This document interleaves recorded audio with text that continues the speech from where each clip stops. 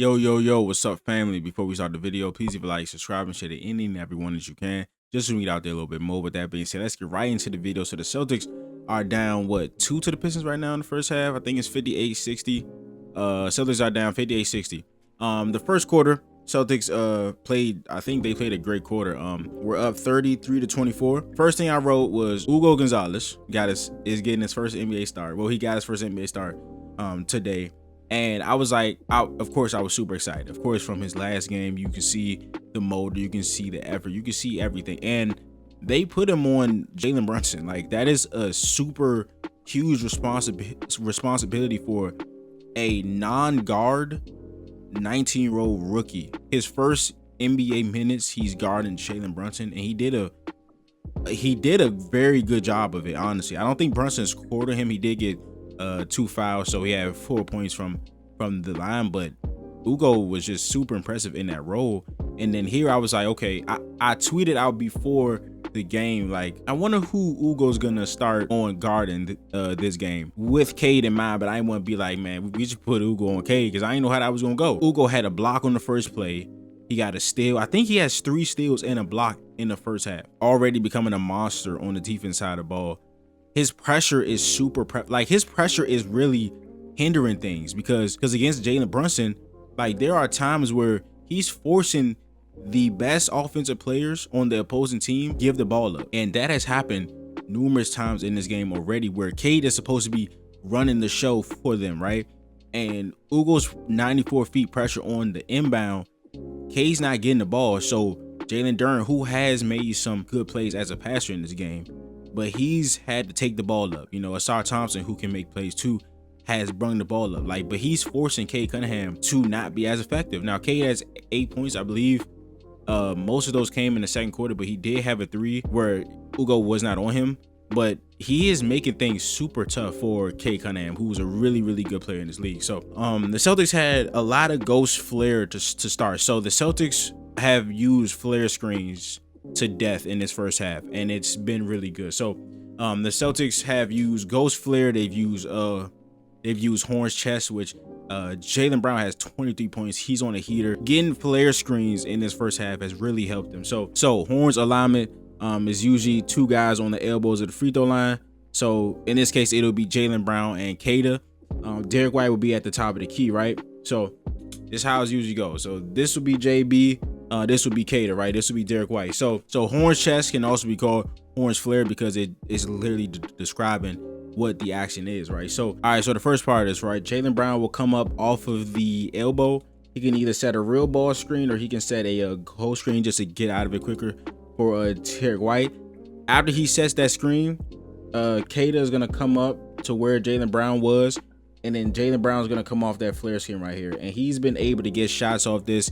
He can either get a catch and shoot, or he can take that, and as the guy who was checking him is lagging behind after the flare screen, he can pump fake, just go in and drive and do stuff like that. So he's gotten a lot of points off of flare screen this first half. They have been really pushing the pace after defensive rebounds. They have to get defensive rebounds because the Pistons have 9 offensive rebounds for 17 second chance points in a 2-point game. In the first quarter, they have 4 offensive rebounds. In the second quarter, they have 5.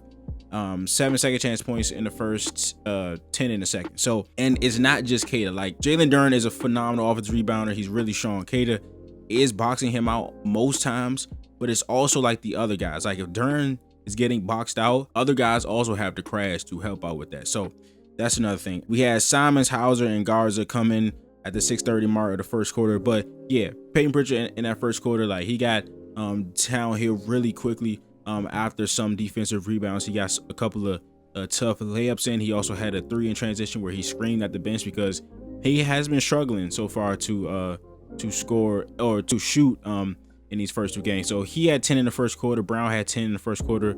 Like I said, Ugo in the first quarter had 2 steals and a block. In the second quarter, Payton didn't score, but Jaylen Brown kept it high at 13 points. Anthony Simons, right? Anthony Simons, we're seeing like the offensive prowess, right? But we're also seeing like the 2 sides of him as an offensive player, right? So when he's in situations where he can just score, like he's coming off a screen to catch and shoot, or he's like in a pick and roll and he's getting downhill, that stuff is great, right? He has 10 points in the first half on 4 for 9 shooting. 2 for 4 from 3. But in a situations where he has to make decisions for somebody else, right? And when he's handling and he gets blitzed, or like he's hedging, or he has to take the ball up versus pressure, it just hasn't been good. Both of his turnovers in the first half were direct causes of him having to make decisions against like aggressive coverage and stuff like that. So then Josh Minot came in and he took the 94 feet assignment on Cade. So Joe like started to match Ugo's minutes with Cade later in the second quarter. Josh Minot had that assignment at the beginning of the second quarter, and it wasn't a phenomenal job, but he did a cool job. Anthony Simons got going with a quick 5 in the second. Him as a scorer and a playmaker. Joe, Abby Chin said that, you know, Joe was saying like his rotations aren't set, and they probably won't be set all year, but his rotations are all about effort, and that's probably why you see Ugo Gonzalez starting. Another bad quarter. We gave up 2 40-point quarters to the 76ers. And the Knicks, like, one quarter of 40 points can kill your whole game. This second quarter, we gave up 36 points. So we cannot have another quarter like this if we want to win. I'll see you guys in the second half. All right, so the Celtics lose. I don't even know. I forgot what the score was. 119 to 113. There's a couple things that I'm not understanding. I did not get Joe's rotations at all in this game. Like, I totally understand that he says that there will not be any set rotations this year, probably for the whole season. That I can understand more because of you have so many unproven guys. In this game specifically, in just this game, if we're just looking at this game, right? I can't wait to get the rotation pattern thing of this. But Ugo Gonzalez was playing amazing defense. Now, I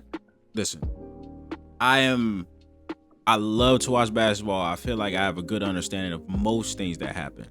I'm not an NBA coach, so Ugo could have did something that I didn't see, and that's why he didn't play much after a certain point. He played 1 minute in the fourth quarter. He played 4 minutes in the second. 18 minutes. I don't really understand what went into him only playing 18 minutes. Like, and then there were points where, like, at the end of the third quarter, where Jaylen Brown was like scorching, and he took him out with like 50 seconds left when we could have got some points. We could have got like a 3 for 2 or something like that, and the offense did absolutely nothing because he wasn't out there. And it was just so many like head scratching things. Like, Cade got nothing with Ugo on him all game. Absolutely nothing. He didn't do anything on Ugo all game, bro. 95% of the things that he got on offense were with Ugo out of the game. Our closing line, and then listen, I don't really know right now.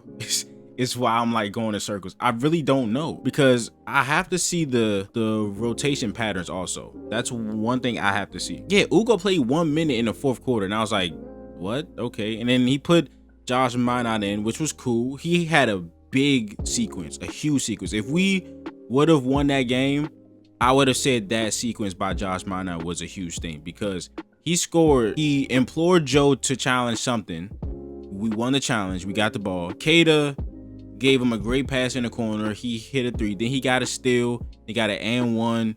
Hit the free throw, then scored again. So if we would have won that game, that stretch by Josh would have been like a huge reason why. I don't know what Joe's rotations were in that game. I know that they don't have a rotation. They just didn't make sense. And then after Josh scored 8 straight points, he subbed him out. Maybe he's not a hot hand theory guy, which is cool, right? Things happen, right? But all I'm saying is I don't really understand what he's going for with a lot of these substitutions. I'm not an NBA coach. I'm not supposed to know. It's his shit. You know what I'm saying? But also, like, this is what the film session is going to be on. We can't get a defensive rebound. It's just not something that we're able to do at this moment. We are 29th in defensive rebound percentage. Let me get the numbers for this game just so I can be sure. So for the whole game, Pistons had 54 rebounds. We had 38. They had 18 offensive rebounds for 30 second chance points in a 6-point game.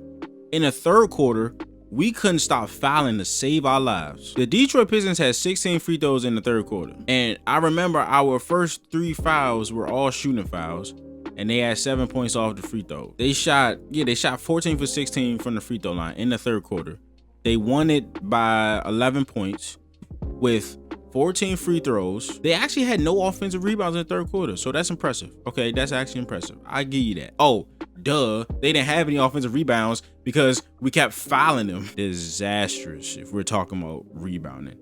9 offensive rebounds, 11 second chance points. They won the fourth quarter by 7. 9 free throws, 11 second chance points. That's 20 points. If you do like half of that, this is a completely different game. The second quarter, again, 9 free throws, 5 offensive rebounds, 10 second chance points.